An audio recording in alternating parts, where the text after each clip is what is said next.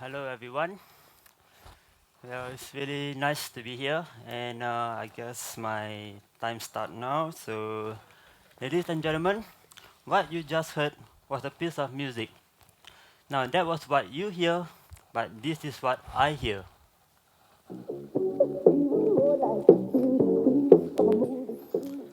Okay, so this does not depict 100% accurately, but it's a rough image of what I hear. My name is Amar, and I am deaf. Before I continue, I would like to take the time to appreciate and explain the beauty of this.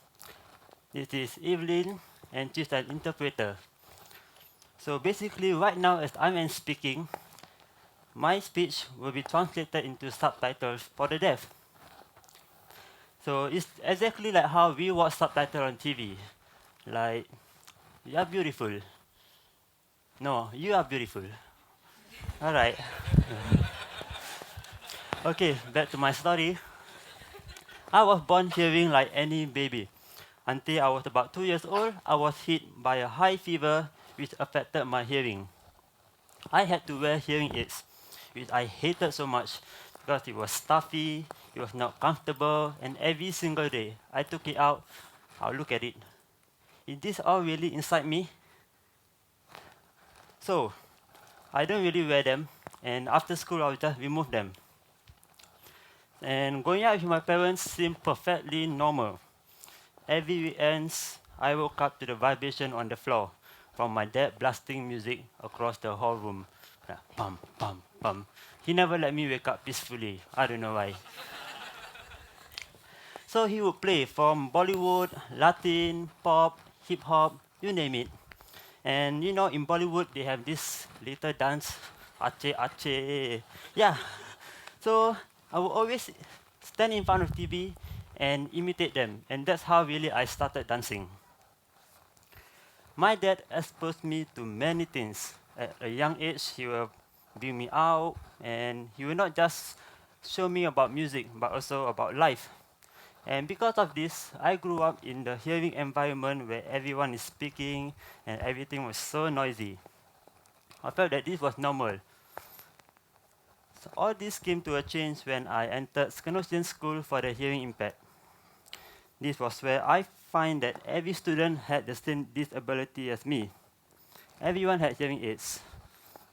And 4 years in that school, I realized that I was different from everyone despite having the same disability. My friend in school spoke differently from me. For example, true story. I'm not making fun. I'm not making this up or making fun of anybody, but this is how it sounds. Like, I'm Ramal, and I like to eat lollipop. Thank you. Yeah. So because of this, I start to feel that this is the discovery of a beauty of a visual communication, which is sign language. A lot of the students were using them and had many facial expressions when communicating.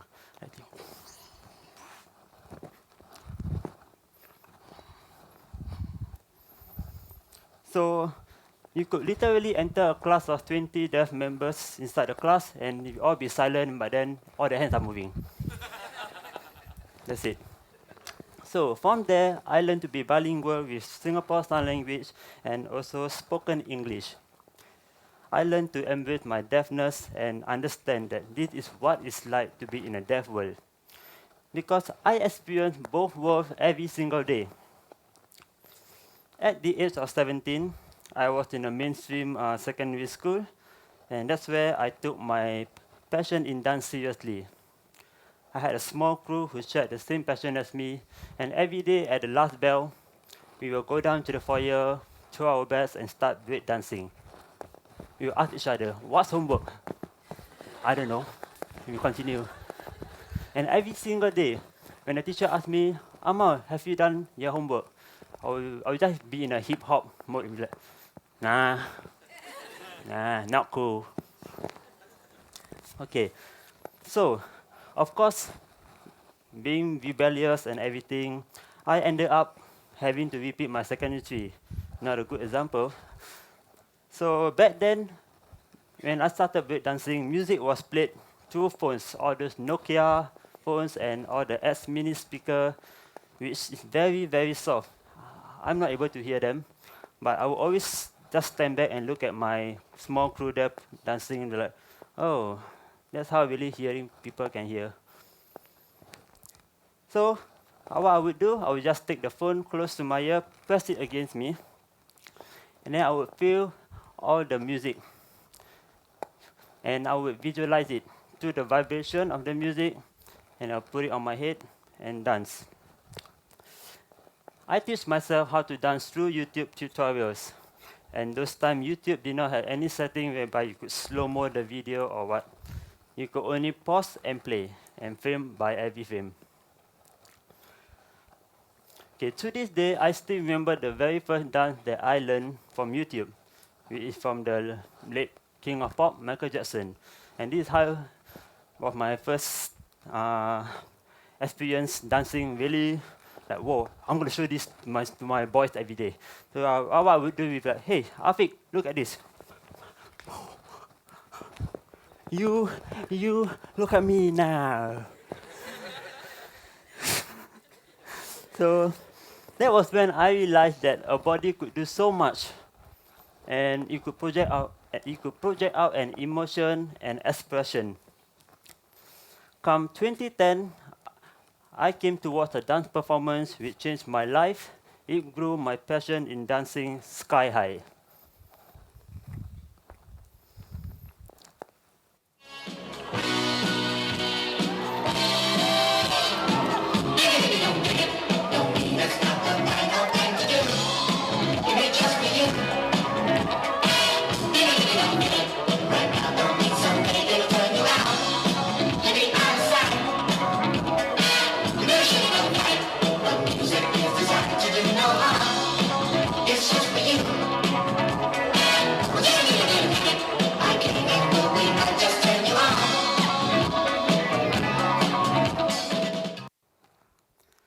That was the calling to where I wanted to be.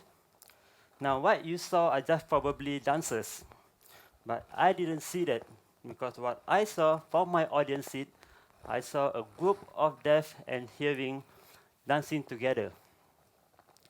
And that was the instant connection that this is where I want to share my passion with them and share the same stage as them. And that was how I met Redefinition. Okay, now you see, Redefinition consists of both deaf and hearing members, and it was formed in 2008. And until today, you're still deaf and dancing. Okay, where am I now? Okay, so what does it mean to be a deaf dancer? Deafness is not often associated with music, let alone dancing. And who says deaf can't appreciate music?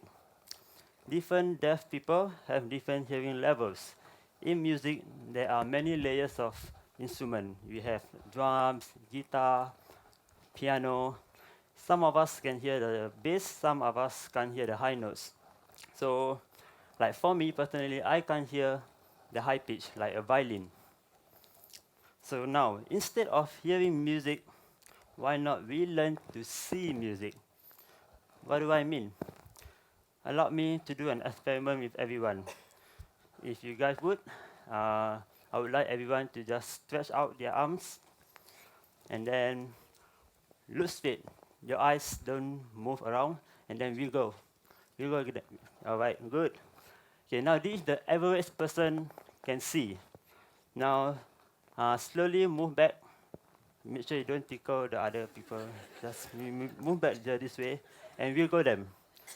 And see how much can you see your fingers wiggly without moving your eyeballs. Just here, and then go wider and wider till you can't see them. And until you can't see them, that's where that is your maximum line of sight. In my crew, we were trained to improve our sense of sight by widening our field of vision. Since we can't depend on our sense of hearing, we listen with our eyes. So with this exercise, and imagine the world if we could be a better communicator by listening with our eyes and not just our ears. What if we could have a better awareness of our surrounding and avoid certain bad situations. Most of the time, we human, we see, but we do not observe. Imagine a scenario where I am performing with another dancer, and I am kneeling down, my face down, so I'm not sure what's happening here. But I am aware of what I am seeing. I have no cue. I don't know when I'm going to perform, but through this, I'm able to know that, okay, I can see that this guy is going to end his performance soon. And I anticipate it. And that's when I know when I'm going to execute my movement. So this allows me to see the timing of the dance. And through this, we also apply this in my crew whenever we perform outside. You see, whenever we are having a dance practice in a dance studio, we are always in our own comfort zone. We have four walls, a mirror in front of us. It feels good. We are used to it. So now put us into a stage and it's a whole different ball game. The four walls will be spread out, the mirrors will become you, and the music will be loud. But then, because the music will be projected outwards, we won't be able to hear the music 100% clearly. And that's all the echo to just mess up our frequency. So this is the part where we start to listen with our eyes. And people often ask, how do we guys synchronize? It could be easy. For example, imagine there's 5 of us here, and we are performing, we are dancing. So, without turning left or right, I'm able to know that all these people here are dancing together with me. Because we have the rhythm, and we are aware of our surrounding, and we take control of the situation. For the audience, they might see like, oh, we are actually dancing with the music, la la la la la la la. But in fact, for us, we are actually counting. 1, 2, 3, 4. Okay. Now, why is it that we learn to see music? Because we have music, right? There are many genres in music. We have jazz, pop, the rest.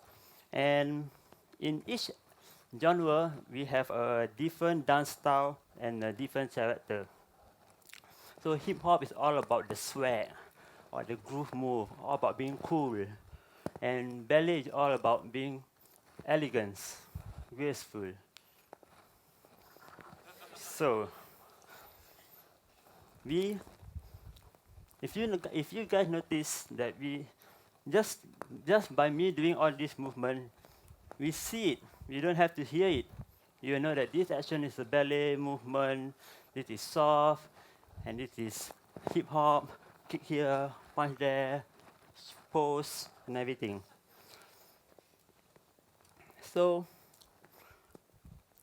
with definition, we don't just learn hip hop itself. We also expose ourselves to other genres, so as to understand the importance of its own culture and history in a genre. This is to also explore the texture in dance, whether is it a heavy or a light movement. I took up my own, I took up dance class outside because I didn't want myself to be in a comfort zone for too long. So being outside, where I took up dance classes, there'll be hearing instructor teaching. And this is a bit scary because I didn't know what was going on. Like everyone was just, okay, I don't know where to look at. The instructor will just be talking, and I'm either too far at the back, and I don't know what's going on there. So just like he will just go, and the next thing I know is 5, 6, 7, 8. So it's just everything is going too very fast. So basically, I'm dancing blind. I have no theory of the dance step. I have no idea what the history or the meaning or the name of the step. I wouldn't have known that this is Bart Simpson. So back in my crew, we have claps for cue. We slow down and exaggerate each movement, visual. So whenever in my crew, whenever we are having dance practice, we have 5, 6, 7, 8, and you will see this rhythm, and you will know when to keep up. But in a hearing class, you just say 5, 6, 7, 8, step, step, step, step, step, step. Okay, move on, step, step, step, step. So it's a lot for me, and I think that being a deaf dancer in a hearing crew is tough. Because like I said earlier, I'm very distracted with everything, and I also do not have access to details of the dance step. I believe that as a dancer, when you dance with the knowledge of the movement, you can only then embrace the dance, and you could be a better performer. And dancing evokes an emotion, a character, and we as a dancer, we have a responsibility to portray it.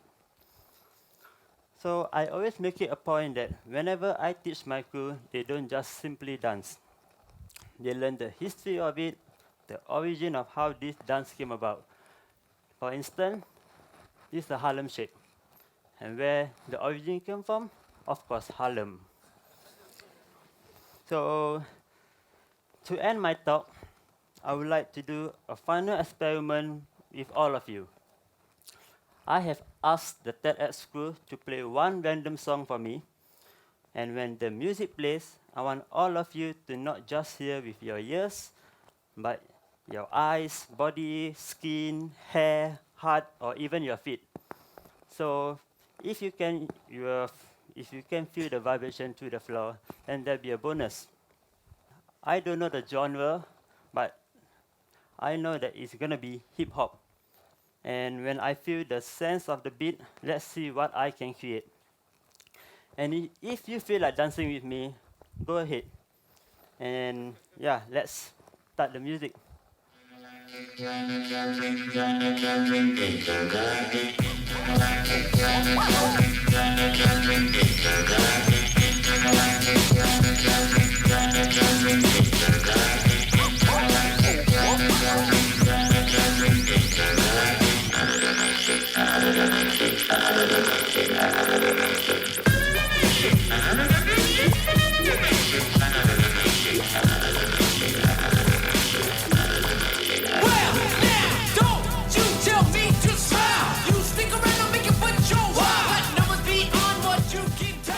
All right.